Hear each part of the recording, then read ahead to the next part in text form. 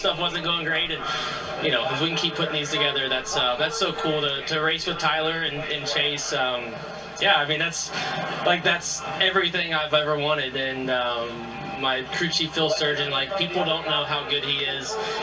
His adjustments this year have been so incredible, and he gave me exactly what I needed. We just came up one spot short, but I'm so happy. Second straight top 3 finish for Ross Chastain in this number 1.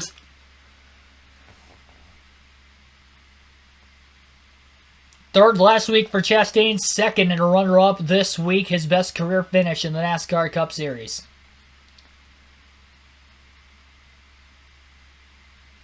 So Suarez made it. So on the final lap, what we did not see, Austin Dillon, they were battling for about 8th place. Suarez made a big block down the backstretch on Kyle Busch, who I saw made that move to the inside. In the process of the block, he got ran into from behind by Busch, which launched Suarez into the 3 of Austin Dillon. Dillon backs it into the outside wall. Dillon restarted 6th on that final restart, but again was in 8th place going into the final corner before getting turned in a chain reaction of events between Kyle Busch and Ross Chastain. Fox is on the commercial, so now's the time to go through the finishing results, and then this is our post-race analysis now. You won't have to go anywhere. You'll be able to listen to the driver interviews following this before Fox goes off the air, if there are any more. I'm not sure when their airtime comes to an end exactly, but you guys will get to listen in on that. Chase Briscoe wins by 7/10 of a second. Ross Chastain ends up in second place. Again, this was Briscoe's first career win. Briscoe didn't lead the most laps, but he did lead a lot. 101 laps led today for Briscoe. Well deserving of the win. Tyler Reddick ended up finishing in third behind Chastain, who finished second also at about 7/10 of a second off the lead. It was a close battle to the line for second between Chastain and Reddick. Ryan Blaney will end up in fourth. He led the most laps today, was also the winner of Stage 2. He led 144 laps. Unfortunately, his pit crew had put him behind, and he was never able to gather himself back. Kurt Busch, out of nowhere, ends up with a 5th place top 5 finish. He was outside the top 10 all day until those final 2 restarts, but he worked the lanes correctly. He found his way through the 3 and 4 wide traffic on the restarts heading into turn 1, and Kurt Busch gets a 5th place run. Kevin Harvick ran top 5 all day. He ends up unfortunately losing spots on the final restart, as he did through most restarts today, finishing 6th. Kyle Busch put the team on his back, put in that 18 car into 7th place at the end of the race today after he ran inside the top 10 early, but then outside the top 10 most of the second half of the race. Still a good 7th place finish for him. He was the only Toyota alongside, only Joe Gibbs Toyota, I guess, in the top 10 today. Joey Logano will end up finishing in 8th place. He ran top 5 briefly in the final stage, but for the most part, he ran back half of the top 10, if not outside the top 10 all day. Good 8th place run. Daniel Suarez ends up getting a second top 10 finish this year, finishing in 9th. Both Trackhouse cars finishing in the top 10 for the first time in Trackhouse racing history in the NASCAR Cup Series. Chris Buescher will end up finishing out the top 10. He gets a quiet but solid run. He was one of the cars that ended up pitting for 4 fresh tires on that second to last restart with about 20 laps to go. And because they had that extra bunch up and that extra restart, he was able to capitalize and get a 10th place finish. Chase Elliott, who spun, bringing out the second to last yellow, comes back to finish 11th. He also had fresher tires tearing through the field on those last couple of restarts, but just shy of a top 10 even after running top 5 all day. Eric Almarola ends up finishing in 12th. He was a sleeper pick. I predicted to get a top 10 today. Unfortunately, he did not get a top 10, so I was wrong with that prediction. Denny Hamlin ends up 13th. Alex Bowman 14th. Alex Bowman was my prediction to not get a top 10 today. I was right on that one. He ran outside the top 10 most of the day. He was in the top 10 there in the final stage towards the end, but the last 2 cautions did not play his way. He wasn't that great on the restarts at the end.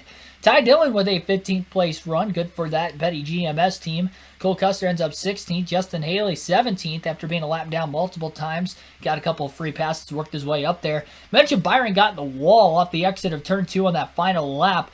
And he ended up finishing back in the 18th place position. Unfortunately, lost a bunch of spots there. Ty Gillen, the rookie, ends up 19th, and A.J. Allmendinger rounds out the top 20. Austin Dillon, after getting junked in the final corner of the final lap, running in the top 10, unfortunately finishes last car in the lead lap in 21st. Bubba Wallace finished first car 1 lap down in 22nd. Brad Keselowski 23rd. 24th was Austin Cindric. Eric Jones 25th. Christopher Bell 26th. He was 2 laps down. Michael McDowell, 27. 28th was Ricky Stenhouse Jr., Harrison Burton, 29th, and Landon Castle rounds out the top 30. And 31st, it was Cody Ware, Garrett Smithley, 32nd. 33rd was BJ McLeod.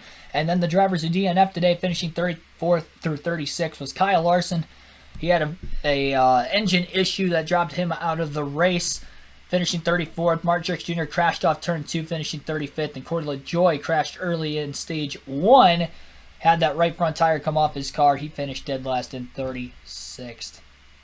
8 cautions today. Average race speed of 100.2 miles an hour. We had 6 different leaders in today's race. Chase Briscoe, Ryan Blaney, Joey Logano, Chase Elliott, William Byron, and Kyle Larson all led laps today.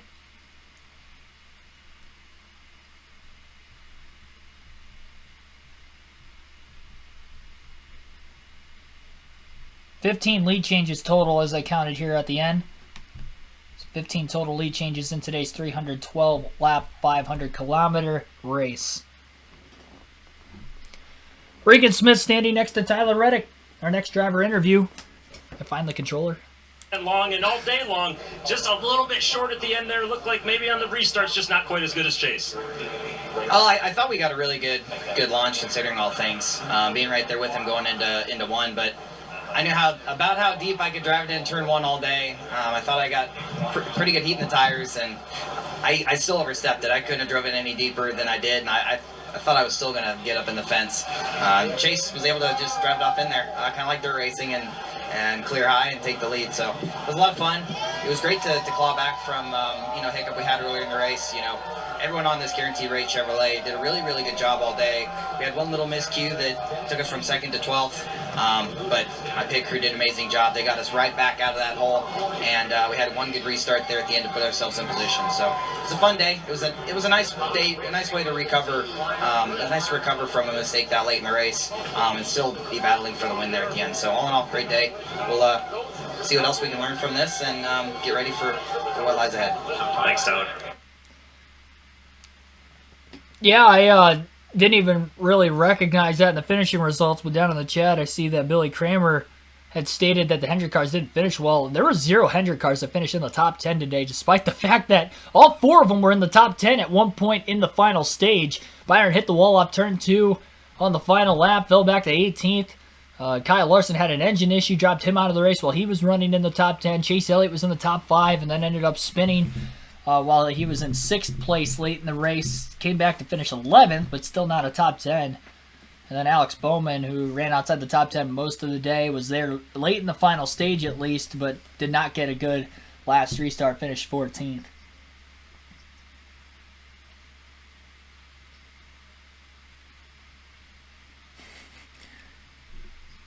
Chuck All with a hot take there. Being a camp etiquette for dummies. Can't blame Chase Elliott for trying. Oh yeah.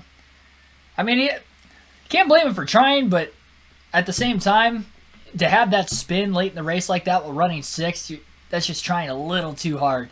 It was similar to how Eric Jones wrecked last week, running 8th with like 3 laps left.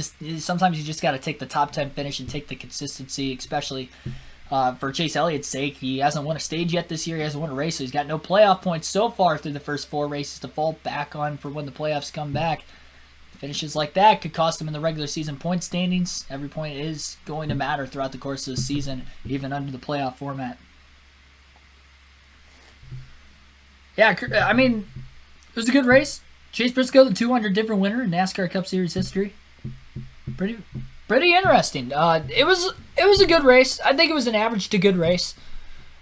Track position mattered a lot more in this race than any other race, and that's just kind of Phoenix in general. Even with the PJ1, the traction compound, it's still like that. It's primarily not a one-groove track now. It is kind of, I guess, one-groove track. It's just so hard to pass. So when Briscoe got to the lead on that final restart, granted he did pull away quite a bit on that final restart, it was pretty much all said and done from there. Once he had cleared Chastain, even on the second to last restart, it looked like he was going to go on to victory lane. Reddick was within a half a second, but in the dirty air, he just couldn't close as quick. Dirty air is still going to be an issue with the next-gen car. It's going to be an issue in any form of racing. It was even back with the Gen 4. It's always going to be there. So track position is always important for that reason. So when you go to tracks that are a lot harder to pass, like Phoenix, Pocono, is going to be a track like that, Michigan. You know, those kind of tracks, those are going to play into effect any road course. It's really going to matter, and that's why pit stops, that's big. It's a team effort whenever you have a good run in NASCAR for a reason. Ryan Blaney, for instance, he led the most laps today. His picture lost him spots on almost every single stop. I think the last one they gained 1 spot.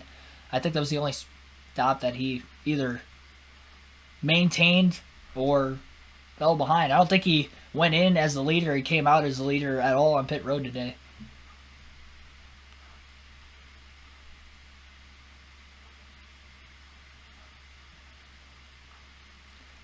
Still waiting to see if there's any other driver interviews. I think they're going off the air at 7:12. I'm surprised they didn't do it right away.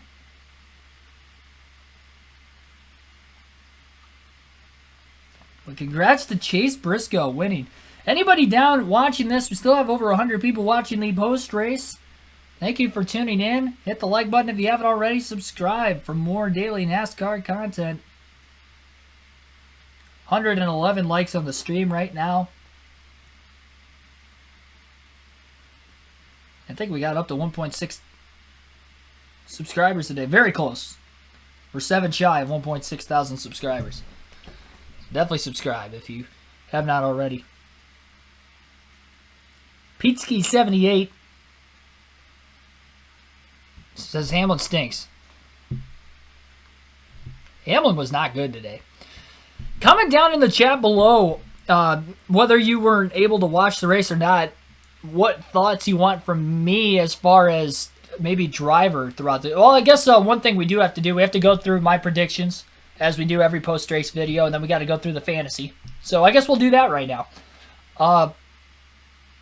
So, as far as the predictions went, for the most part, pretty good this week. My must-have predictions are right on. My must-have picks for your guys' fantasy teams were Ryan Blaney, Kevin Harvick, and Blaney finished 4th. Harvick finished 6th. Blaney led the most laps. He won a stage. Harvick was in the top 5 all day. Nailed it. 2 for 2 this week. That puts me at a 500 record, 5-5 on my must-have predictions this year. So, way to work myself out of a hole now this week. The predictions are looking better. My dark horse / sleeper predictions. 2 drivers that I said would get top 10s today that were potential dark horse or sleeper picks. Eric Almarola came close. He finished 12th. He ran just outside the top 10 most of the day. Very briefly, he got up to 10th place. Really, where he finished was about where he ran most of the second half of the race. 12th place. He was 11th or 13th a lot there. I was hoping that maybe on a late race restart like we had, he would get the top 10 for my prediction to be right, but that wasn't the case. I think those drivers on fresher tires that got around him, like Elliott and Buescher, were the main reason why he wasn't able to actually get that top 10. But unfortunately, I was wrong with that prediction. I was also wrong with Austin Cindric. I was way wrong with Cindric. He finished 24th today. He ran 20th or worse most of the day. Stage 1, I think he finished 14th. Outside of Stage 1, though, he was 20th or worse most of the day. And that's actually shocking considering that Logano and Blaney were both in the top 10 all day. Harrison Burton was like right around 30th all day on speed. That was weird, too. So it was kind of hit or miss with the strategy, I guess, with the Penske or Penske-affiliated cars. I guess Cindric is a rookie. That is a lot of pressure to put on a rookie in a Penske, even in Penske equipment, to run well every day. I mean, he's in the playoffs as a rookie. That's something not a lot of drivers have been able to do, even in the 16-man playoff format. The only other one I can think of that actually did it was Cole Custer when he won at Kentucky a couple years ago. But even out of the gate this year, Cindric's still showing more consistency than what Custer did in his rookie season. So, excluding today, of course, out of Cindric's case. Till the 14 to get that win. Well, he did get the win.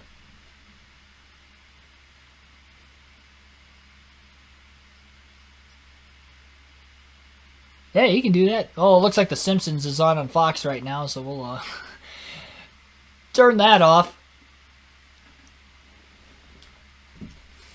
Get him muted in my ear also, so I don't have this. I literally have the Simpsons theme playing in my ear while I'm trying to talk. All right.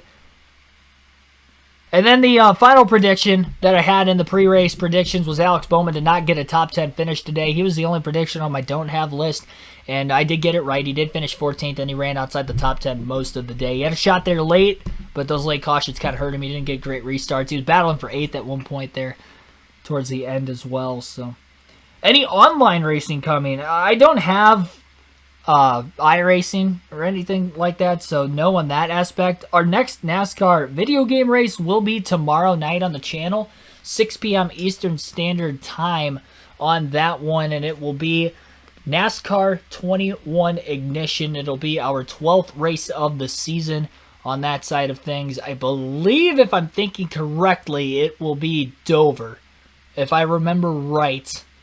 I can check actually real quick. Actually, if it is Dover, I might wait on that.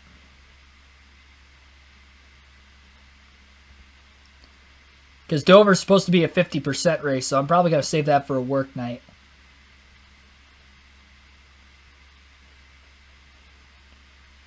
Let me check.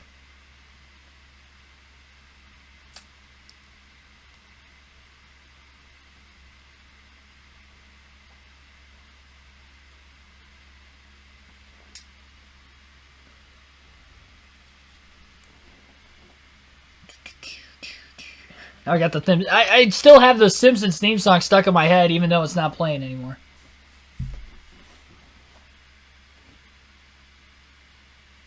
Alrighty.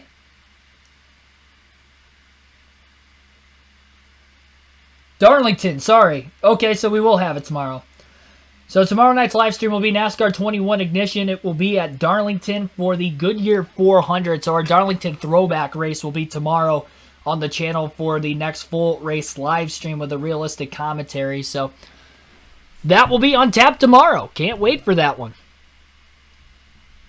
Oh, wrong thing there. So that will be the next live stream on the channel tomorrow. We'll take a look at the fantasy before we get out of here tonight. And then any late thoughts from you guys down in the chat that I'll probably react to as well. The fantasy team. We'll exit out of here. I think I unfortunately have Blaney in my garage. That was my fault today for not paying enough attention.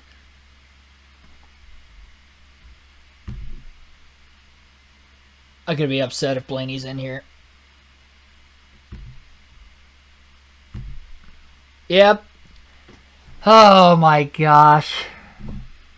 I feel bad for myself. I had Cindric in over Blaney. I could have swapped those two. Blaney would have been the highest scoring driver on my team.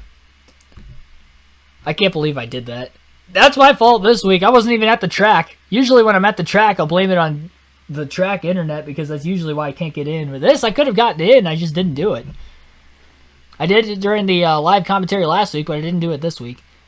Yeah, so Blaney was in my garage. Otherwise, he would have been the highest scoring driver on my team. I did have Kevin Harvick. He obviously scored a lot of stage points. 11 of them had a 6th place finish. Denny Hamlin did not do well like I thought he would. He finished outside the top 10. Eric Almarola outside the top 10. No stage points for him either. I thought he would do better. Obviously, I had him predicted to get a top 10 finish today. I had Kyle Busch on my team. He also did not do as well as I thought, and Austin Cindric didn't do as well as I thought. He was another sleeper pick, but I could have at least taken Cindric out for Blaney. That would have scored me 30 more points than what I actually had. So that definitely costed me. Enough looking at my stats, so let's look at you guys in the league. Now, obviously, post-race inspection is still going on, so this could change, but assuming that everybody has gotten through post-race inspection,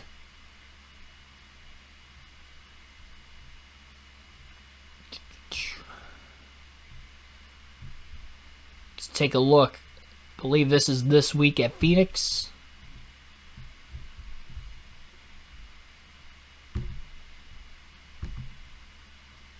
Yeah, it's not official yet. Alright, so it's on the right side of the screen. Top right of the screen. You should be able to look at it.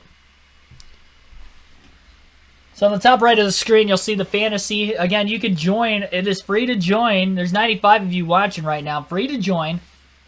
All you have to do is be a subscriber of the channel, and you have a chance to win 2 tickets to any NASCAR race of your choosing in 2023 if you win either the regular season or playoff championship. Now, I know you missed the first 4 races. You're probably not going to win the regular season championship, but you can still qualify for the playoffs. And to qualify for the playoffs, you just have to be in the league. So might as well get used to how fantasy works over the next 22 races before that and try to put yourself in the best position possible. This week, Justin Haley fan is the top scorer with 199 by 1 point, beating out Jordan 1199. Sauce Mafia and Austin Dillon fan ends up finishing in third with 197, so the top 3 within 2 points of each other. Inside Uranus, our current points leader, has another good week, 190 points. He'll probably end up keeping the points lead following this week, and then one with 184 points this week. So pretty solid. And it looks like I was 14th. If I would have had Blaney in there, I would have had 184. If I would have had Blaney, I would have been tied for 5th. So that's my fault. That's my fault. I should have been tied for 5th this week. I should have actually had my bounce back week. Unfortunately, I didn't. That's sad. Still a long ways to go yet, but I'm disappointed with how I've done in fantasy. And well, I mean, 1 week I didn't take my advice at Auto Club with my Dark Horse picks. I did not take my advice, and then this week I just did not have a good run. So that's pretty bad.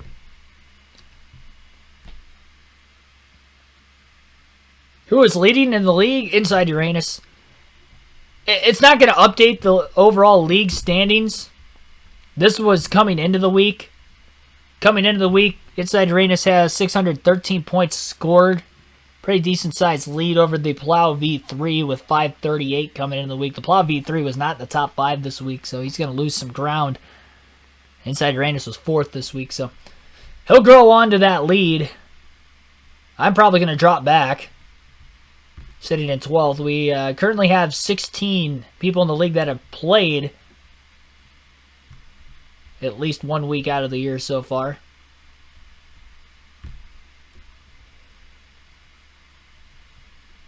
And we have 25 members total. If we do get up to 100, I'm going to remove the people that have not played. So just a reminder for you guys to make sure you play this week. Or any week.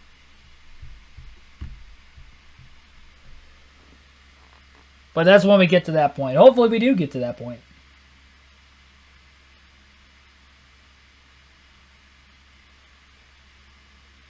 Yeah, closing thoughts down in the comments section.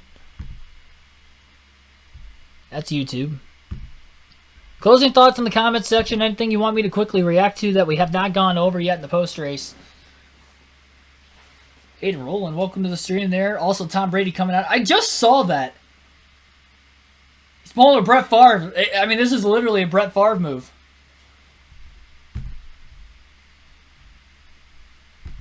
This is literally a Brett Favre move. 2.0. Retiring and coming back.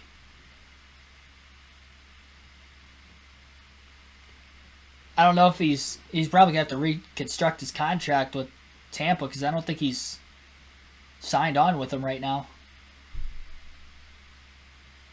Enough of that, though, as far as the race, though. Raindrop, I watched 90% of the race. I got distracted.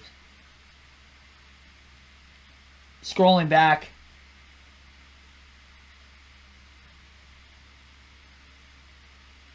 Was able to watch the first 60% of the race. Don Holmes sending me that message on Instagram. I'll check it out.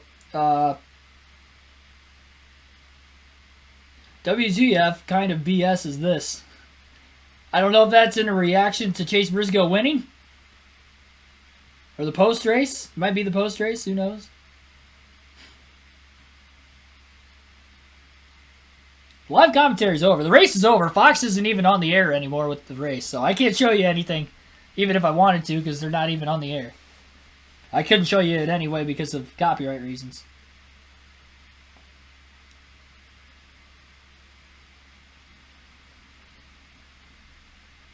But thank you for everybody tuning in here tonight. Silver Spoon Kid, LOL, someone is big mad right now. Yeah, That's tough for Austin Dillon to get in that wreck on the last lap. He was top 10 all day. He was back half of the top 10 all day. He got his way up to 6th before that last caution came out after Elliott had wrecked. Oh man, who brought out the last yellow? It wasn't Elliott. It was... Man, I can't even remember already. Was it Elliott? Yeah, it was. My bad. It was Chase Elliott. It was Elliott who spun. Setting up that restart with 3 to go. I was thinking he was the one before that, but that wasn't the case. Sucks how Truex blew a tire, yeah. We've seen that at Phoenix, though. It's flat. It's a lot of stress on that right front. Doesn't matter what car it is. And unfortunately, just did not work out for him. Tough day for JGR, though. Like, no Hendrick cars finish in the top 10, but JGR on speed. They're off this year. Kyle Busch got a top 10. He was the only one in the top 10 at the end of the race. But he didn't run there most of the day. He was in 12th for a large portion of it. Hamlin was like 15th or worse most of the day. Truex got up to 10th before he wrecked, but he was outside the top 10 for a large part before that. Christopher Bell had that tire issue, but even when he was, running, he was like 17th, 18th. Completely a non-factor. They had a lot of speed at Vegas last week, so there's a little bit of well, by a lot of speed, they had 2 or 3 cars that had speed. Hamlin was off last week, too. 23-11, Bubba Wallace was outside the top 25 all day today. Kurt Busch was outside the top 10 all day as well until somehow those last 2 restarts he got up to 5th. And I have no clue how, but he did. He still got a top 5. I think that's his second top 10 this year, but all 4 races so far this season, he has ran outside the top 10 like all day. Auto Club, he only got the top 10 because of a good restart late. He only got the top 5 today because of a good restart late, so...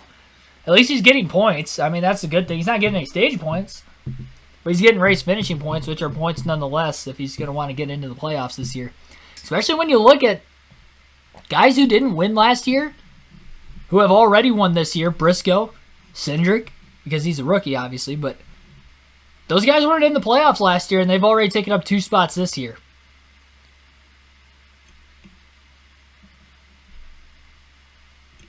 And then you see Ross Chastain having the good success he's had with back-to-back top 3 finishes. Maybe a win could be coming his way. Gideon Suarez has 2 top 10 finishes. He finished 9th again today. Top 5 a couple weeks ago at Fontana. Maybe he steals a win. I mean, these kind of guys win. Reddick made the playoffs last year on points. Austin Dillon didn't make the playoffs last year. He's been top 10 on speed this season. So, man, I don't know. You can't guarantee a playoff spot any year, really, but this year in particular. Like, this year, we could see 16 different winners. I know last year was a big topic of it. I think this year we could see it. I don't know how long the consistency could hold up for RCR and for Petty GMS. So while they have their small good runs early in the season, or, not small, they're really good runs. While they have those good runs now, they need to capitalize on a win quick. Because those wins are going to be eaten up by guys that don't have them yet this year, like Logano, like Blaney, like Harvick, like Hamlin, Kyle Busch, Truex. Like, those guys are going to get their wins eventually.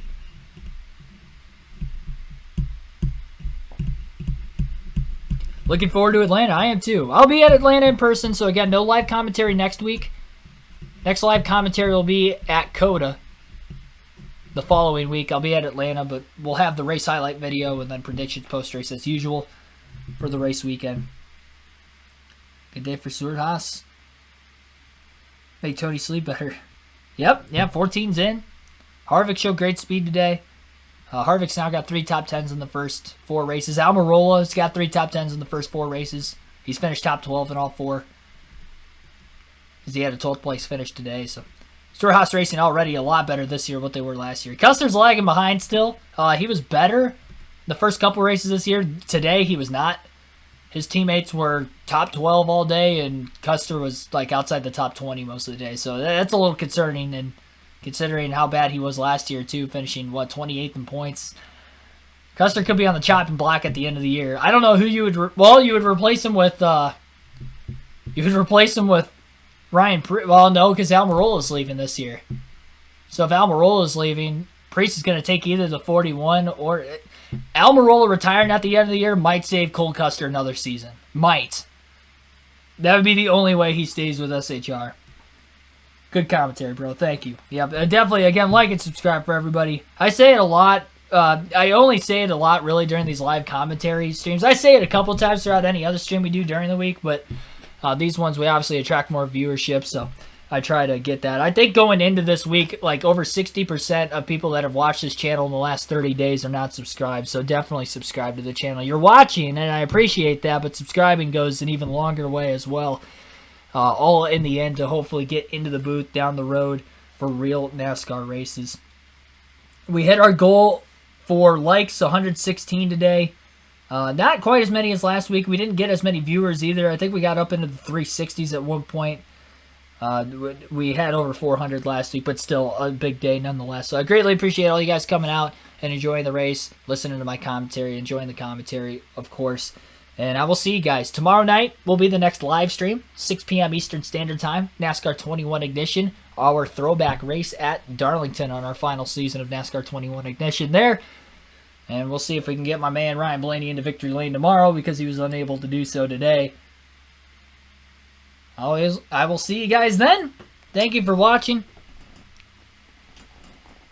Catch you next time.